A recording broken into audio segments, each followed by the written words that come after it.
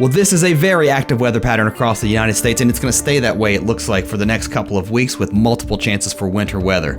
Hi, everyone. My name is Travis Roberts. I'm a former TV chief meteorologist. If it's not the date above, I say this all the time. You're watching an old video. Make sure you hit subscribe and you get the latest updates. Heading into Friday, high pressure still in control of the east, so we're dry here. Maybe a few lake effect snow showers early in the morning. That starts to wrap up. But really, if we're going to see any accumulating snow, it'll be across the west and then right here into Kansas. This is going to be really interesting because as low pressure moves out of Texas toward the Gulf Coast, it'll spread snow into parts of Missouri, again, Kansas, maybe even as far north as Nebraska, with a separate system up here bringing some snow to parts of Wisconsin, Minnesota, and the Dakotas, maybe even into parts of Iowa, Illinois, and Indiana. Now, the snow here will be much lighter than what we're expecting into the northeast. Here comes our next system into the west. That's going to bring heavy snow into the Cascades as we move into Saturday. Now, before the system moves east, it is going to drop some snow into parts of Kansas, I think, and we're seeing it right now across parts of New Mexico, even Colorado, 3, 4, maybe even up to 5 inches in a few local spots here across Kansas, with lighter snow amounts as that system moves to the east. Now let's slow this down just a little bit as our system moves out of the Gulf Coast. I think we will see snow, sleet, and mostly some freezing rain breaking out here into parts of the western mountains of North Carolina, the Blue Ridge Mountains, along the Blue Ridge Parkway, Mount Airy, North Carolina, maybe even as far south and east as Statesville, and then up into Martinsville, Virginia, Roanoke, into the Roanoke Valley, even into parts of West Virginia, the Greenbrier Valley, and then eventually into the Shenandoah Valley here along the I-81 corridor. But warm air starts to move in. So those areas I just talked about into North Carolina, Southwest Virginia, and parts of West Virginia, we go over to rain as that warm air moves in, and then the heavy snow starts to break out as we move into Saturday afternoon from western Maryland, the panhandle of West Virginia, and then into southern and central Pennsylvania, moving into Saturday evening. What's interesting, though, is the warm air that's going to intrude on this system here across these areas: Kentucky, West Virginia, Ohio. I'm going to back this up to show you folks here. Look at the rain here into eastern Kentucky. I think that warm air is just going to be around, and we'll see that snow that is even falling across parts of the Ohio River area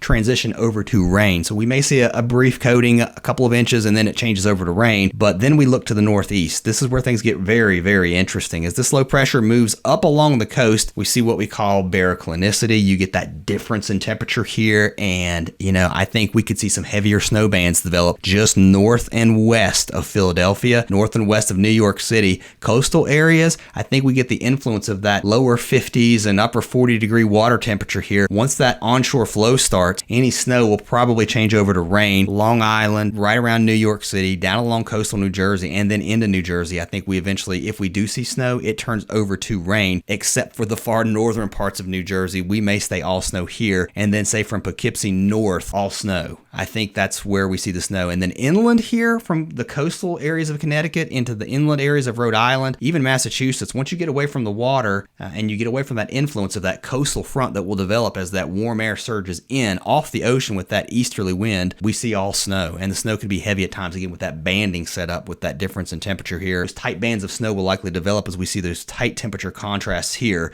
And it could be heavy again heading into Sunday. Behind the system, cold air does start to work in, so I think we will see a few light rain and snow showers eventually behind the system into the parts of the Ohio Valley. Much lighter, though, than what we're seeing across the northeast. This is where the heavy snow will be as we move into Sunday afternoon and Sunday evening. And then behind the system, once it moves through, we may go to rain again, like I said, in New York, but then that cold air moves in aloft and we take the snow level all the way down to the ocean. And then as that wind backs around to the north and west, again, mostly back over to snow. The ice, though, is a concern into parts of the Blue Ridge Mountains down into North Carolina. Some areas could see up to half an inch of freezing rain. That's going to cause some major issues. So we're talking about I-81. Once you get really north of Wytheville, heading up on 81 toward Roanoke, even into parts of the central parts of Virginia, to Lynchburg, Charlottesville, back into the Shenandoah Valley. This looks to be the sweet spot for the heaviest of icing. And then don't forget, we still are going to be dealing with that icing too here into the foothills of North Carolina. Once you hop over the mountains, not so much. There could be a brief period of freezing rain in East Tennessee, Kentucky, West Virginia, but that warm air eventually surges north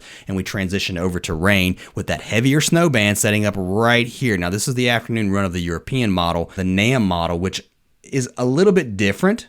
It brings that snow a little bit closer to the coast here heading into Sunday, but it also transitions things over to rain right here into the city. Long Island over to rain, Philadelphia we're over to the rain, but here's that heavier band of snow on the northwest side of it.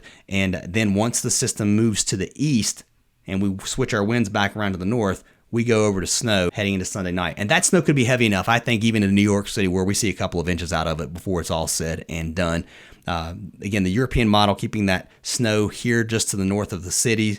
And then inland, now the European model tries to keep the snow to the coast. I think that's not going to happen. I think the NAM has a better handle on that warm air intruding here right along the coast with that heavier snow just inland, where we see a good solid 4 to 8 to 10, maybe even a foot of snow in some areas. Now, once this system kicks out, we stay cold. I think with this negative North Atlantic oscillation that we're seeing, we're also seeing a couple other things in the teleconnections and the atmosphere where things are looking much colder as we head through the next couple of weeks. So once we're done with this system, I don't think we're done with the winter weather. We are watching our next system that's going to be poised to move out of the Rockies heading into Monday and Tuesday. But before it does so, I'm going to back it up just a little bit right here. We're bringing some more snow into the Rockies, down into the Sierra, more snow into parts of New Mexico and Arizona, into Utah, Colorado, Wyoming. We see this snow here kick out into the plains, and it looks like Kansas, Nebraska, Iowa, into Wisconsin. Even a little bit of wintry weather on the eastern side of this system as it moves out of the plains toward the Great Lakes. Now, I do want to say this. We've not even seen this first system kick out yet. I think the track of this second system that we're looking at may be a little bit further to the east. I'm just going to hold on to that right now because with a negative North Atlantic oscillation, it wouldn't shock me if this thing trends further to the east, which would mean we don't see what we call a Great Lakes cutter. Maybe our snow is a little bit further to the south and east. So don't bet the farm on this storm just yet, but definitely I would say bet on a stormy pattern because look, after that, the model's picking up on another system, and then after that, another system. So very, very busy. Snow across the west will be heavy heading through the weekend. This is with the system that will be moving eventually into the Plain States. Heavy snow from the Cascades all the way down into the Sierra, and then that snow shifts east into Colorado, and there's where it's picking it up as it moves into the plains. Again, that exact track certainly to be determined at this point. So either way you slice it, very busy, quite a bit of wintry weather on the way. If you've been hoping for it, I think you're going to get it. Maybe not everywhere, maybe not in your backyard, but this is definitely a different pattern than what we saw in December. All right, that's all I got. Make sure you hit subscribe again if it's not the date you see above. Thanks for watching. Have a great one.